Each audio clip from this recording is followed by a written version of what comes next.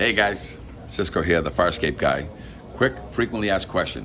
What insurance is needed to inspect a fire escape or repair a fire escape? Two separate people.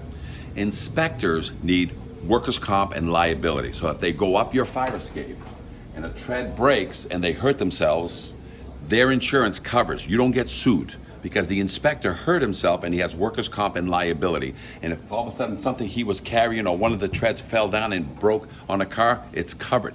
Workers that are going to be working on these fire escapes, they too must have fire escape workers' comp, and they have to have liability. Why? So when their guys are doing something on the fire escape and they get hurt, your insurance is not going to have to pay that. And then if there's one of these treads falls on your car, the insurance covers it. So yes, anybody who is going to do anything on a fire escape must have a license, must have workers' comp and liability, and they must list the engineer of record as an additional insured so that the two are working together.